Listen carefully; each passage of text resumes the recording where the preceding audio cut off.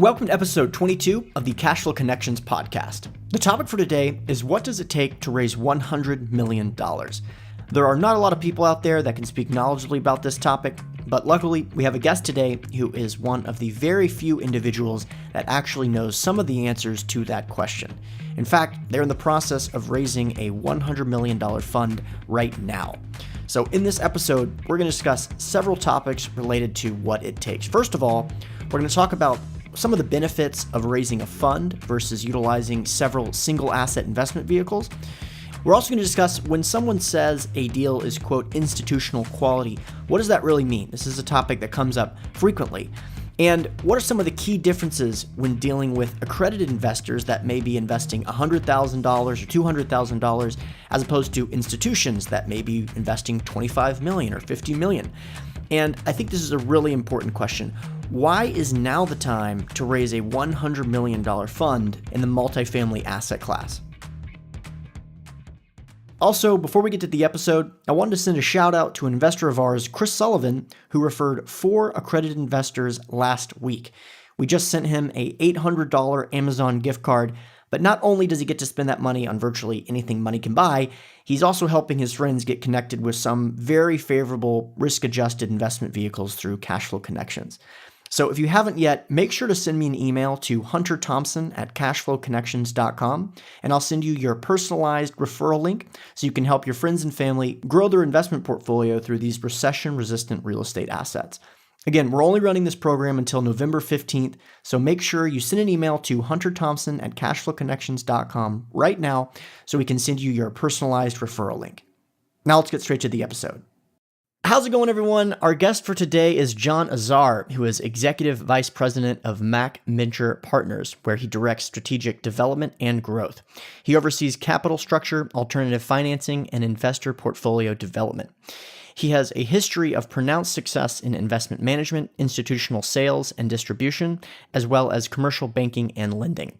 Through his career, John has worked on a cumulative portfolio of more than $1.8 billion, spanning from Boston to Miami, as well as London and South America. So really all over the world in some really high asset values. John, thanks again for coming on. Sure, you're welcome. Thanks for having me on. Absolutely. So let's talk a little bit about your background and how you got started in the real estate asset class. Sure. Real estate came to me actually somewhat by accident. It's kind of funny to say that, but I started my career in finance and investments when I was at Morgan Stanley, and we worked on a structured finance project in Miami at the time. Actually, that was pretty sizable. It was over $1 billion and a quarter. And it was for a tower, and my partners and I worked on the structured finance of it for almost a year. The project almost came to fruition, but ended up tanking with the early crash of the commercial bubble in 2005, 2004. And it ended up being a bust project. So it's kind of ended up being a failure, and that's how I tell everybody I started in real estate by failing in it first, and but after that project kind of busted, some of the players came to us, and developers and financiers came to us and said, "Hey, we'd love how you guys handled this. We'd love to work with you on future projects in the Boston and New York area if you'd be willing to do that." And we said, "Hey, we'd love to do that." And so we ended up hanging our shingle and opened up a firm at the time that was called Boston Venture Partners. Actually, an early iteration of it was Boston Venture Partners, and kind of started doing structured finance projects for large mixed use development projects, including luxury conversion housing in Boston area, New York area. That's how I got started in real estate. Awesome. So, I mean, that's pretty incredible that you spent that much time. I can't imagine the resources that went into a deal. What was the purchase price of that deal that ended up going south and not actually going through? Well, the land by itself was at the time was $50 million, and then obviously the development costs and everything else were north of $1 billion, $1.1 billion, something like that. Whoa. So, I'm sure there's just so many takeaways getting in the market at what most people consider to be probably one of the most interesting times in the history of the United States in terms of real estate. What are some of your major lessons or takeaways that you learned seeing what happened, not only in that deal, but, overall as a market? Oh yeah, absolutely. I mean, the overall in the market was, you can't sometimes predict the market. You just have to be. I mean, and that's something I always had a philosophy on. You can't predict the market. You always have to be in the market, and that's what I tell people I mentor all the time, and people I coach is don't try to time everything. Don't try to time the market, because you're never going to get it right. You're either going to sometimes underhit it, overhit it. Just be in the market, be ready to do a deal, have your eyes and ears open. And that's something I took away from even back when I was a stockbroker. It's one of my earliest mentors used to always tell me, don't time the market, just be in the market. And that's what used to tell some of my early investors. And that's pretty much one of the takeaways is that, even though we failed, we had a pretty large failure in that one project, but we were in the market and we were in it to win it. And we, and that kind of came through from our, to some of those early venture partners that we had, and they liked it, and we ended up winning future deals. They weren't as large and life changing as that first one, but certainly on the right track. Got it. And just to clarify, I mean, based on what took place in the market, was it a good thing that you guys didn't end up investing in that original development, or I mean, what are your thoughts on that? Oh, yeah, absolutely. I mean, well, it was a good thing back then, especially for Miami, because Miami, that was the early crash of Miami, and Miami didn't end up recovering into 2010, 2011. So it took another 7 years for Miami to bounce back or start to bounce back. 2012, really. So during those 6 or 7 years, if they had done that project, it would have been a completely busted project. But again, that goes back to that what I was saying earlier. If somebody had done that project back then, this project now would probably be a $2 billion project. So, yes, hindsight is 2020, but at the same time, you would have probably had a pretty painful 7-8 years, but you would have made out pretty well by now, because that land, I guarantee you, is worth probably doubles what it was worth back then. So tell us a little bit about MACC Ventures then, like where you got started and what are your bread and butter opportunities look like at this point? So MACC Venture Partners we're really an owner operator of multifamily complexes across the Southeast, where we look for apartment complexes that have some sort of value add component, and in mostly the B class. We will look at A class and luxury, but that's not our forte. Our forte is really B class, B minus. And we buy anywhere from that. We right now we operate a large part in the Carolinas and Georgia, but we're also expanding into Tennessee. We own in Florida as well. We own in Texas. But our major concentration, the heat map, if you were to look at it in our portfolio, would be mainly the Carolinas and Georgia. Okay, got it. So southeast in that area. What risk profile do you predominantly focus on? You mean risk? What do you mean by risk profile? You mean class size? Or? Yeah. So let's say development, stabilized, value add, core, etc. We only do stabilized. We don't necessarily do. I mean, we do stabilized, value add. We would get into semi-stabilized, but it would have to be it would have to be a situation where we're getting it with a certificate of occupancy of some sort. So we don't do development from the ground up. We don't do construction. We don't do development. But we will buy something that is almost stable, that is a new construction, that's got a maybe it's 10 or 20% away from being fully stabilized. We'll get into that situation, but that's about as close as we'll get to non-stabilized.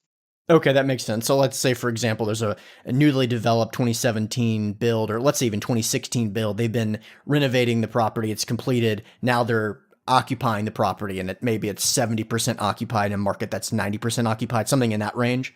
That's correct. Yeah. I mean, we'll even do a project where it's 70% occupied as a whole, or 60% occupied as a whole, maybe built in 2 phases or 3 phases. And maybe the last phase is not yet occupied at all, but will be delivered with a CO, with certificate of occupancy.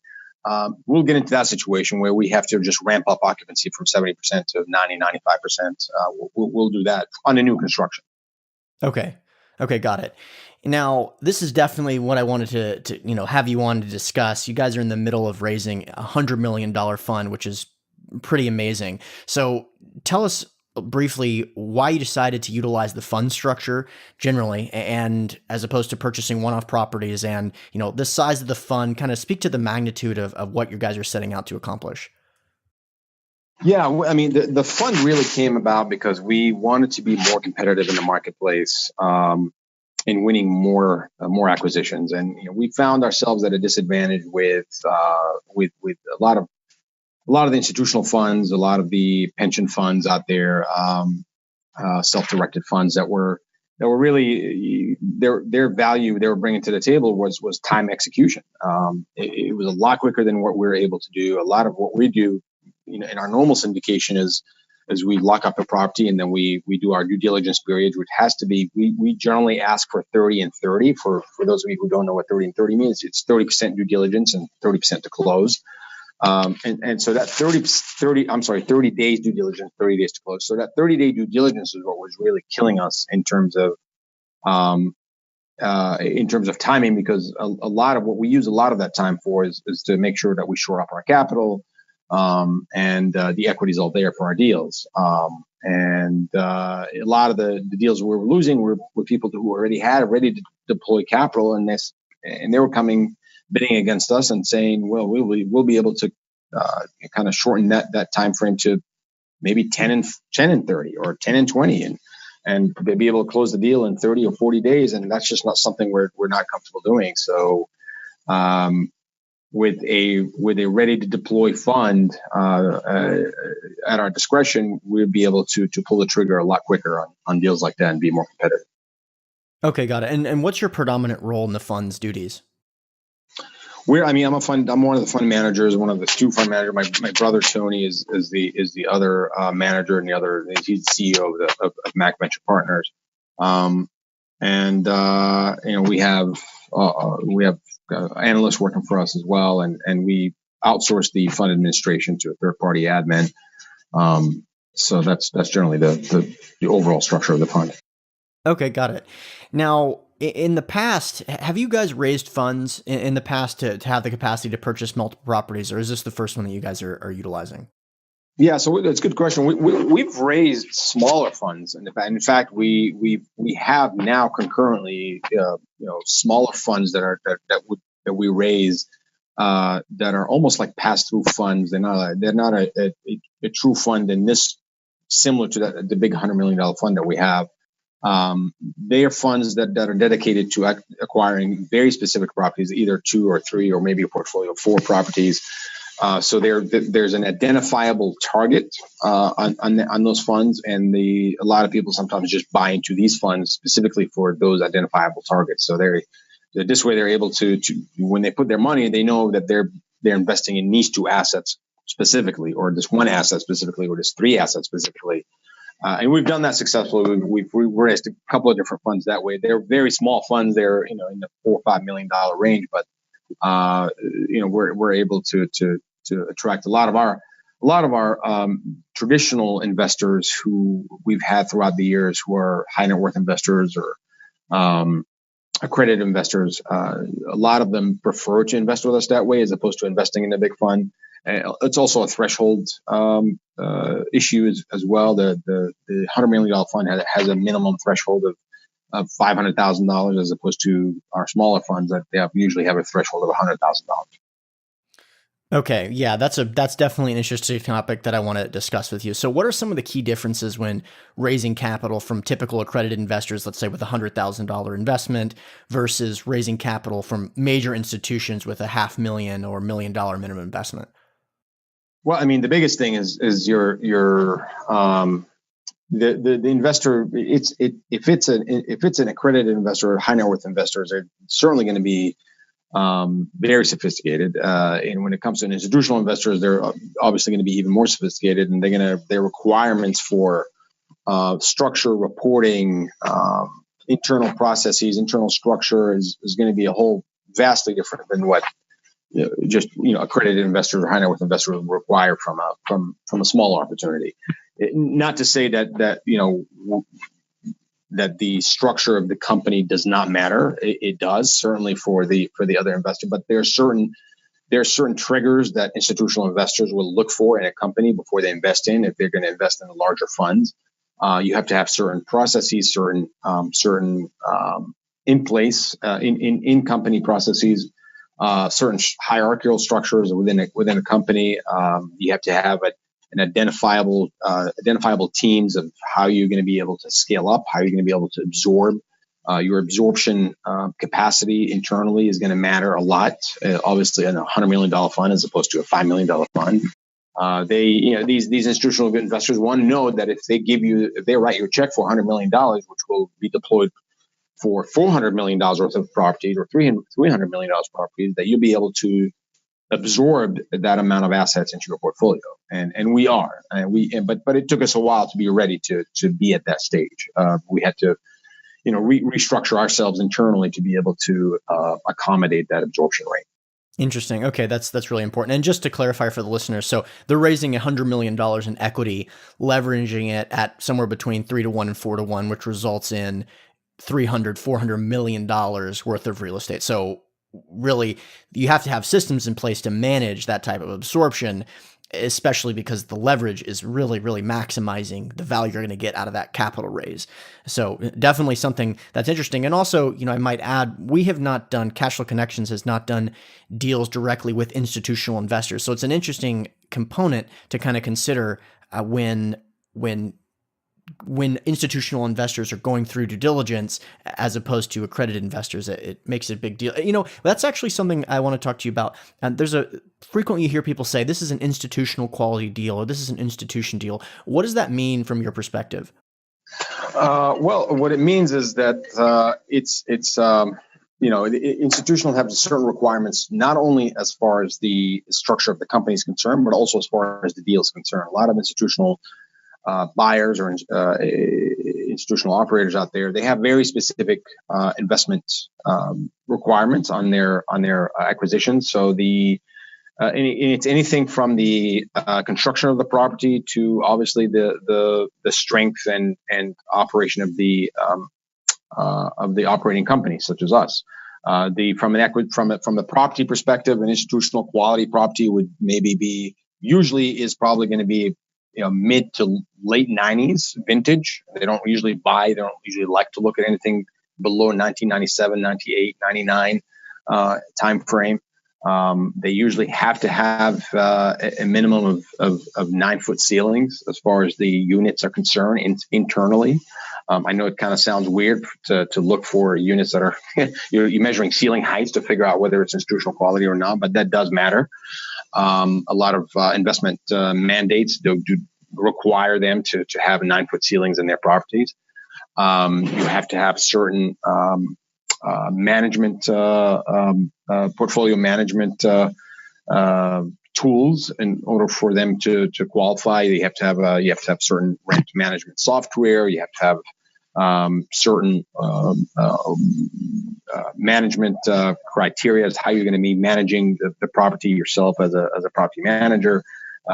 Your due diligence requirements, your leverage requirements certainly goes into it. A lot of them may or may not require certain maximum leverage requirement or minimum leverage requirement. Some institutions also require the operator or the sponsor, the main sponsor, to be an owner operator, such as us. A lot of them have that as a requirement, that you have to also be the manager of the property, not just the sponsor. And to make that clear, sponsor is generally the asset or the entity who's acquiring the property, and but there are a lot of sponsors out there who are not necessarily operators. We are both. We are owner and operator. That's what I said in the beginning, and that sometimes really differentiates us in the marketplace. Even though there's a lot of owner operators out there, but there are some owners out there that are not operators. Got it. That makes sense. What are some of the ways to acquire these relationships? When you source relationships with these institutions, how do they typically find out about you? How do they get in touch with you? How do those original and early conversations take place? It's a combination of things. It's not just them reaching out to us. It's a lot of it is us reaching out to them. We meet each other either at events or industry conferences, or a lot of times just by good old fashioned cold calling. You pick up the phone or send an email to someone who you think would be a good quality investor for you, and try to make a connection, and then hopefully line up a meeting, either fly out to them or they fly out to you. And usually the best way to sort of start exploring a relationship is, and that's what I tell everybody I get involved with, whether institutional or not, is let's talk about a specific deal. And if you like it, you like the parameters, you like what you see, then we can continue the conversation. If not, then we can just part as friends and look at the next deal. That's really the only way, because you can talk about semantics of a relationship and what they require, what they don't require all day long. But until there's an actual deal in hand that you can discuss, and you can go through the semantics of it and the different levers and requirements of it, that you're really not really having any meaningful conversation until there's an actual asset to talk about. Right. No, that's a good point. We have sponsors reach out to us all the time, and I just say, look, if you can send me your previous deal with your underwriting assumptions, I'll know within 30 minutes if it's worth continuing this conversation. And, usually it's not, but that's the easiest way to kind of cut through that. Absolutely. Yeah. Yeah. Let me ask you something. What is the largest? I know that this fund is significantly larger than something you've done in the past, and maybe even significantly different because of that. But what are some of the largest investment sizes that any singular entity has invested in a MACC Ventures investment? We've done investments as big as $38 million per asset, $35 million per asset. That's about as large as we've gotten. We are now entertaining some investments that are sizably larger than that. But it's, some of them are broken down into portfolios, so we're looking into two separate portfolios now. One of them, and in fact, we just went under contract in a portfolio in Nashville, Tennessee, for close to the $40 million range.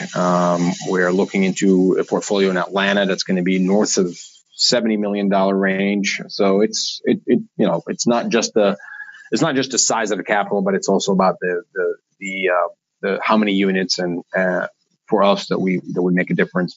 When we look into a new market, we have to have unit size in order for us to be able to make a push into that market, especially if it's a market that we don't have a lot of assets in already on the ground. So we really need sort of critical mass to get us to entertain going into a new market. Okay, got it. And did you say that one entity took down that entire $38 million in equity? Yes. No, okay, it's not equity. It is $38 million as the deal size, not equity. So that's leverage then. Do you remember how that relationship was sourced? Yeah, I mean, it was sourced through a combination of institutional investments and some of our own in-house money. Typically on a typical investment, we usually do anywhere between 70-75% leverage on any of our acquisitions. Most of what we do as far as leverage is concerned is agency debt, which means it's either Fannie or Freddie. And the 20 to 25% that is left in equity, that is syndicated out, and that is typically handled either at a 90-10 or 80-20, meaning 90% of it comes from investors, 10% from us, or 80% from investors and 20% from us. We always put in skin in the game in any of our projects, anywhere between 10 to 20%. So we always require us to be part of the equity structure as an investor, not just as an operator or as a GP. So we're in a project both as a GP and as an investor in all our projects. Okay, got it. And when institutions are going through due diligence, you mentioned earlier just looking at the processes. What is going through that process like? How long does that take? How many times do you guys meet in person? Kind of walk us through that process. Sure. It starts out with obviously them sizing the projects out, and we send out all the due diligence material, such as the deal, our underwriting, our full underwriting that we do on the deal. And then if it passes the first stage of due diligence with them, then they move on to we possibly have a discussion call, and possibly we just move to them coming on site and visiting the project, visiting the property itself. So that's the next stage, is them having a site visit, and then we move forward to obviously shoring up our banking relationships, our leverage relationships with whoever we're going to use for leverage. But that usually have already taken place from the moment we actually size up the deal. We usually start sending it out to some of our lending partners, and we get preliminary quotes on what we should expect out there in the marketplace. So by the time we actually do an offer and be in the best and final stage, we have a pretty good idea of what size of leverage we're going to get, what kind of leverage parameters we're going to get, what kind of product it's going to be, whether it's going to be a 10-year product, 12-year product, it's going to be 75, 70%, 80% leverage. I mean, we even rates to some extent. I mean, they can't lock down the rates until closing, but they can usually give us a pretty good idea of what the rates are going to be. So we're pretty far ahead by the time we actually get to the best and final stage, and then at that point, hopefully, if we win the deal, then we move to a full due diligence period, which means we would require on-site rent audits that we do concurrently with our institutional partners. If they would probably send someone to go on site with us to do a rent audit, at least audit with us on site, and we also do a lot of times, all the time, we do a unit by unit audit, meaning we require to walk all units before we finish our due diligence. So by the end of the due diligence period, we have a requirement to see every single unit in an apartment complex. So if it's an apartment complex that has 250 or 300 units, we need to see all 300 of them before due diligence is over. Got it. That's definitely a good segue into the next question. So being on site, obviously, what are some of the other strategies you utilize to make institutional investors feel comfortable in making this sizable bet on your firm? Well, look, I mean, we've been around for over 11 years. We've been operational. Our history of performance with our investors speaks for itself. We've averaged anywhere between 9 to 12% cash on cash per year for our investors, and over 18 to 20% IRR on most of our investments. That's a little harder to come by these days, but we're still trying. We always try to look for some kind of a annual pref rate that's paid out to our investors, and we're still targeting in the mid-teens IRR for a lot of our investments. We've never had a capital call in our history. We've never gone back to the well to ask for more money. And we've never defaulted on anything that we've owned before at all. So our record is again kind of speaks for itself. So a lot of our partners on the debt side will attest to that. In fact, a lot of our deals sometimes come from our debt lenders. They'll give us referrals on deals. They'll give us referrals on investors. And vice versa. I mean, it's a pretty synergistic relationship that we have with both our lenders and our institutional partners. When you're raising from both accredited investors and institutions, are the structures typically the same, or do you create multiple classes of shares for the fund? The structure is similar. We do have different shares that we could offer as well. It just depends on the size of the investment and what some of the parameters. I mean, obviously, if somebody comes to the table with $20 million, am I going to treat them the same thing as somebody comes to the table with $500,000? Absolutely not. So there's going to be a different give and take that we can discuss with the size of investments. Okay, makes sense. And are you guys partnering with other capital partners or broker dealers, or is this mostly sourced through MACC Ventures exclusively? Right now, it's MACC Ventures, but we have started speaking to some broker dealer representation. So we could have in the next couple months, we could probably have some broker dealer representation. Okay, got it. And as you are raising capital, do you already have a significant portion of assets that are already identified? And kind of walk us through that process in terms of the timing of identifying opportunities, calling for capital, raising capital, et cetera. Yeah, I mean, our pipeline is very robust as far as assets are concerned. I mean, finding assets is not necessarily the problem. Finding assets that make the right numbers, that's a different issue. We look at a lot of assets and we kiss a lot of frogs before we find the right prince. So and even when you find the right asset, it's tough to predict that you're going to win that bid or not, because it goes back to that what I said earlier in my conversation. We lose a lot of bids just for money that, I don't want to say stupid money, but it's money that has a lot less threshold for their investment requirements than we do.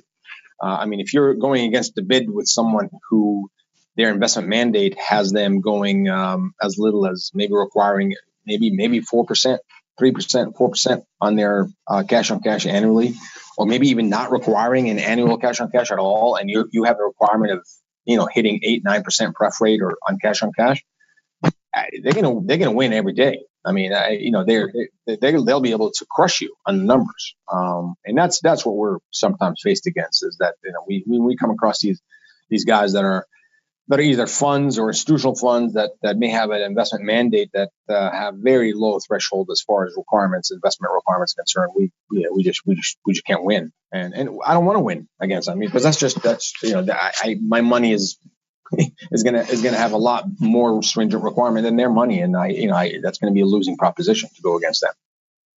Got it. So one of the, there's different strengths and weaknesses to the fund structure. I always prefer funds because the diversification alone, I think, makes up for some of the challenges it presents. There's always a challenge with the capital call provision, and this is when investors are called to fund their committed capital amount. Talk us through kind of what happens in that process. What happens if investors fail to fund their capital commitments, and how you guys structure that? Well, look, I mean, you technically legally have the right to pursue legal action if somebody if you have a signed capital call commitment and you do a capital call and they don't come through. Most companies have a legal right to kind of pursue legal avenues, but let's face it, you don't want to start off in a relationship with an investor with a dynamic like that. So. And plus, do you really want to have an investor who doesn't want to invest with you at the end of the day and kind of force them into an investment? That's really not good either. So, right. At the end of the day, you kind of try to work it out. If they don't want to invest, hopefully you'll part as friends, and maybe they'll invest the next time, or you'll work something out, or maybe you'll get to the bottom of what why are they reticent to invest with you in this particular? Why do they not want to fund their commitment? Is it because of something on their end that happened, or did they have a shortfall on their end? Did something go wrong on their end? I mean, you really kind of try to find the bottom. I'm not saying it's, you let them go carte blanche and kind of give them the freedom to back out on their capital commitment. Absolutely not. But at the same time, you got to really be able to walk a fine line between sort of legal action and maintaining a good relationship with investors. Sure. How long do you have to deploy this $100 million that you guys are raising? 24 months. Okay, got it. And so about $400 million worth of real estate. You mentioned that you have just an incredible deal flow. The problem is finding the right deal. So how are you able to stay picky when looking at that many properties? Or actually, give us an idea of how many properties that'll entail, because some of these properties may be large enough to make a significant dent in that. I mean, what are you guys looking at in terms of that?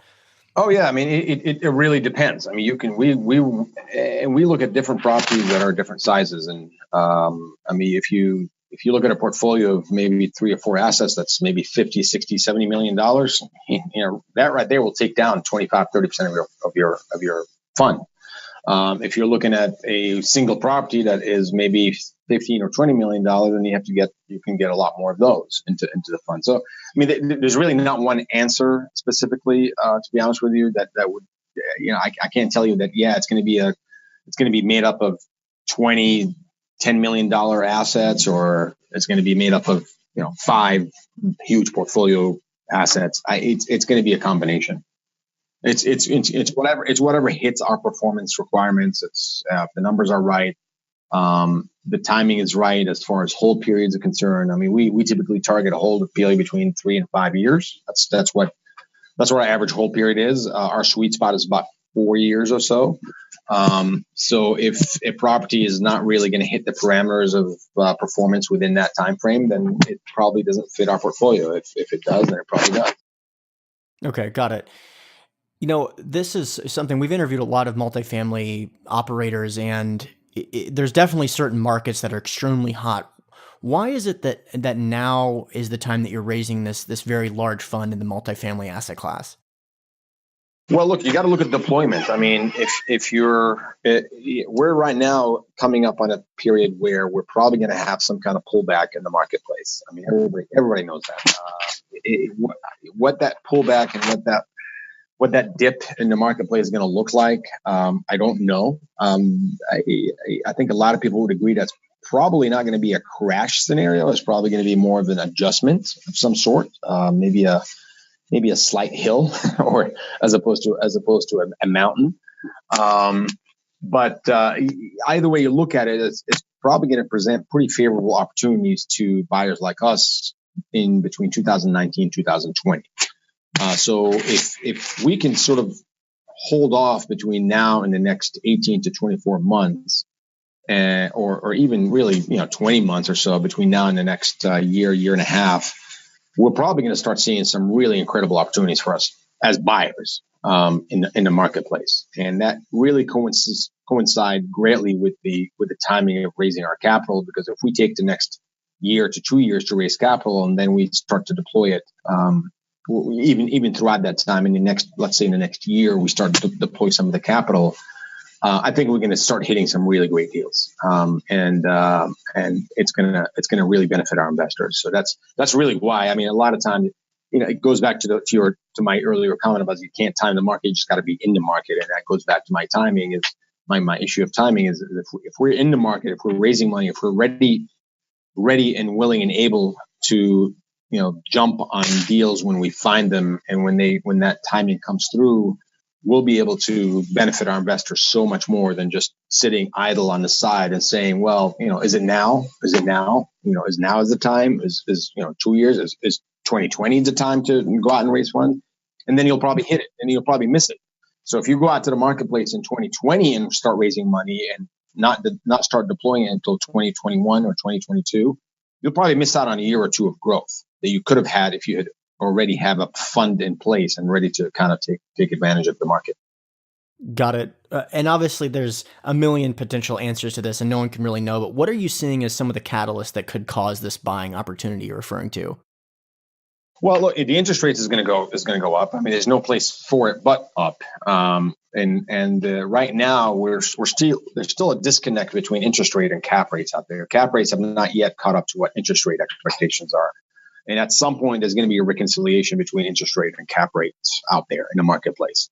And I think that's what's going to eventually cause those good buying opportunities. Because right now, a lot of buyers are buying for the expectation that the interest rate is going to go up, and they're probably not going to be able to fund their deals, or those same opportunities are not going to be tenable for them with higher interest rates. However you look at it, the buyer pool is going to be probably contract in the next 12 to 18 months out there. Of willing buyers. So which means in the next 12 to 18 months, a lot of those opportunities for sellers are going to also contract. So sellers are going to be able to be a little bit more realistic on their pricing as opposed to now. Now sellers are sort of really being driven a lot by the dynamics of the market and trying to get as much as they can. And sometimes more than they're even thought that themselves that they can get for their asset, because there are a lot of brokers out there pushing that same scenario, that same dynamic, that same story of saying, hey, let's get your property out there. And at the same time going to buyers and saying, hey, there's this property out there. You're not going to be able to get this good deal. Let's put a bid on it. So that drives prices up. That drives prices really up, to levels that are sometimes crazy. So I think you'll start to see some tampering of that in the next year to 2 years. Your mention of cap rates and interest rates is definitely something I wanted to touch on. Do you think that we're going to see a 1-to-1 ratio at some point in the near future in terms of, let's say that interest rates move up 200 bips, that caps rates move up 200 bips? Do you think that's going to be taking place sometime soon? Well, I mean, that's probably a little idealistic. I mean, we'd like for that to happen. I don't. The likelihood of that happening, I don't know. Ideally, I'd love for that scenario to happen. Yes. I don't know if we're going to get to that even level anytime soon. They might. One of those two is driven by physical logic, and one of them is driven by the market. So right. The market will always dictate one of them, and the market is never always rational. So that's just never going to happen. You're never going to have 100% rational market at all times, where you're always going to have fiscal responsible decision making happening on the interest rate. So that is. Yeah, so you're comparing apples to oranges. You're really I don't know if there's ever going to be a reconciliation of both those metrics. Awesome. Well, that's really interesting topic, one that I'm sure we could have an entire conversation on. So, before we wrap up, obviously dealing with institutions, raising $100 million fund, this is something that a lot of people are going to be inspired by. If you had one bit of advice for young capital raisers or real estate investors or entrepreneurs, what would it be? Do your homework, do your due diligence, make sure that you have the right relationship in place. This is really, at the end of the day, this is a relationship business, and it's a reputation business. So don't burn bridges, and make sure that your reputation is solid, because at the end of the day, you're going to do more deals with better reputation than more bigger deals with a bad reputation. You're never going to do a lot of deals with bad reputation. So certainly just do your due diligence. Make sure you tie up your relationships and expand on those. Eat the whale one bite at a time. Don't try to eat the whale in one piece. If somebody wants to get to 1,000 or 2,000 or 5,000 or 10,000 units, don't try to do it overnight. I mean, just start out slow. Go to do your first deal with 200 units, maybe 100 units. Do your first deal with maybe 50 units, if that's what your capacity is. And make sure you're able to manage that process, whatever that process is. Because if you lose management or lose control of the process at any along the way, you're going to burn some bridges. You're going to burn some people that you're working with, and it's not going to end up pretty for you. That's my one piece of advice. Awesome. I really appreciate it. Hey, John, if you don't mind, you want to tell the listeners where they can get in touch with you? Sure. It's they can always email me at John at JOHN at MACCVP.com, at MACCVP.com. They can always find me on LinkedIn at Jalal John Azar on LinkedIn, or I'm on Twitter, and obviously our website is MACCVP.com. You can also find me there. Awesome. Well, I will include all of those in the show notes page. John, thanks again. Good luck on the rest of the raise. Thanks so much. I appreciate you having me on. All right, listeners, hope you enjoyed this episode. Obviously, it's a really unique situation when you get to talk to someone who is in the process of purchasing $400 million worth of real estate. So these are the type of conversations I really like having and providing to the listener base. Of course, if you want to get in touch with John, you can do so. The show notes page will have all his contact information. And again, don't forget to send an email to hunterthompson@cashflowconnections.com so you can get those referral links. Remember, each referral has to be an accredited investor. They need to complete their introductory call. But once they complete that introductory call, we will send you a $200 Amazon gift card for each investor you refer. So make sure to go ahead and do that right now. Thanks again.